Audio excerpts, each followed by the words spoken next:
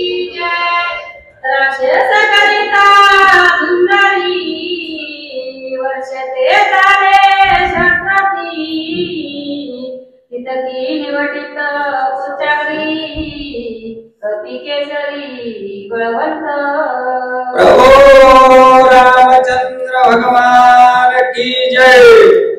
असो कथेचं अनुसंधान या ठिकाणी असं चालू झालंय। ज्यावेळी असणारा हनुमंतानं लक्ष्मणजीला उठवलं, हनुमंत आपला आणलेल्या औषधी ज्या त्या जागेवर ठेवण्यासाठी परत निघालेले इथं राजा रावणानं सांगितलं, अरे मला खाता पिता झोपता काय जाणं म्हणजे ते हनुमंत चालला, त्याला आडवा मारा तोडा नसता बांधून घेऊन या। पर्वत जर तसाच माघारी आणला पर्वत असायचं तर आपली राक्षस मारणार नाही, त्याच्यासाठी दुसऱ्याच्या प्रॉपर्टीवर लक्ष आमचं अशी अवस्था रावणाची। मग त्यानं आणलेले आपल्याकडे घेऊन या, आडवा वाटतच गेले धावपळीनं, कुणी आडवायले कुणी बांधायले कुणी काय करले, हनुमंत एकटाच। हनुमंतानं हातावर पर्वत घेतला, याला वाटलं पर्वत घेतलंय गुंतलंय, शेपटीने काम करायचं, गर गर गर गर गर गर शेपटी वाढत गेली।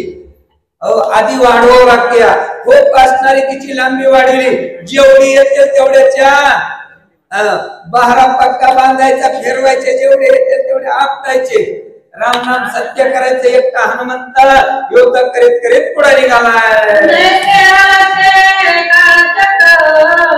घरी जीवांचा संवर तैसे उच्चे वगता राक्षस फार निवटित।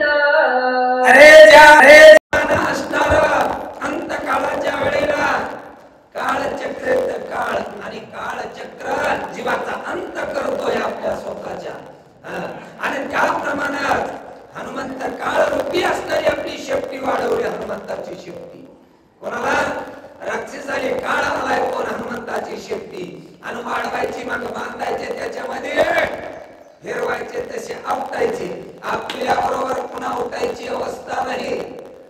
अस्ति मासा सहित चक्काचूर धुळीत मिसळायची अशी हनुमंतानं अवस्था केली।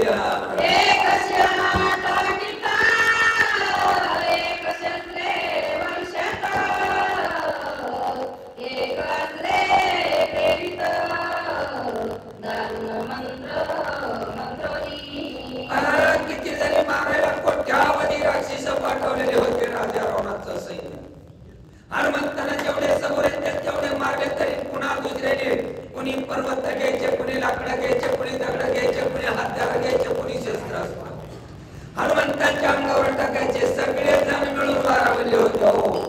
माग पुढे बघताना एकटा गेलेला ते भेटत नाही, त्याच्यासाठी सगळ्याची शक्ती एक करा, हनुमंताला मारायचंय। का मारायचं एवढं पणाला लागायचं कारण आहे बाबा, आशा लावली आशा लोकांमध्ये बोलते।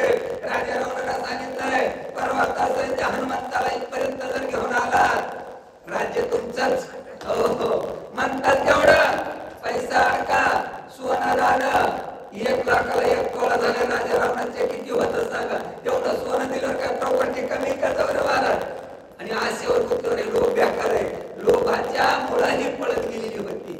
म्हणून खूप प्रयत्न करले आता हनुमंताला धरण्याचा, आणायचंय, राजा रावणापासून न्यायचंय। गेलेला हनुमंताच्या शेपटीच्या कव्यामध्ये गवसाला की चक्काचूर करायचा हनुमंताला, पुन्हा मागे यायची अशी अवस्था हनुमंत करतोय।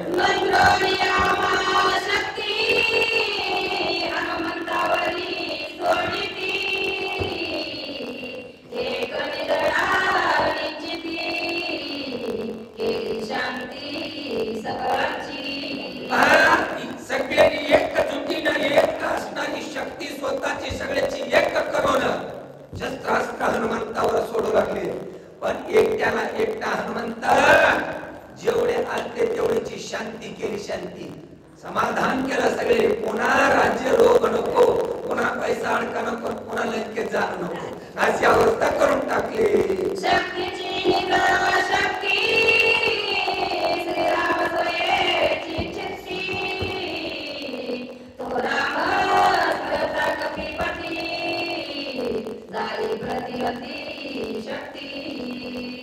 अरे जी असणारी शक्ती होती आणि त्या शक्तीला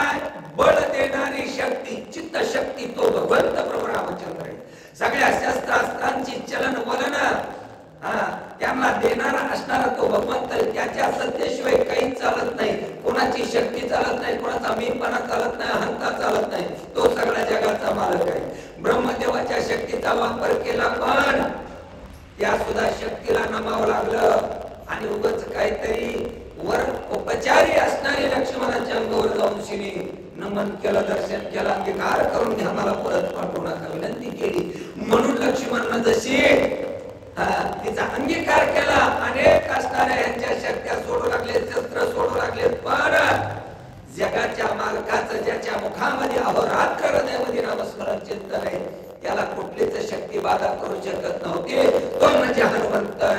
मुखी श्रीरामाचे नाम, हृदय श्रीरामाचे प्रेम, इंद्रिय श्रीरामाचे कर्म, दया दुर्गम कोणार्थ. अरे ज्याच्या मुखामध्ये असणारा अहोरात्र हनुमंताचं नामस्मरण आहे. बरं, नामस्मरण करीत असताना हृदयामध्ये प्रेम लागते, प्रेम, आणि ते प्रेम सुद्धा हनुमंताकडे होतं. हनुमंताचं कुठलंही कर्म कार्य करीत असताना कर्म सुद्धा रामच होतं. त्याच्यासाठी दळिता कांडिता जेविता ग बाई हो, पुन्हा राम नामाशिवाय दुसरं काहीच नाशी अवस्था त्या हनुमंताची होती. म्हणून कुठलीच शक्ती हनुमंताच्या पुढे स्वतःच बळ दाखवत नव्हती.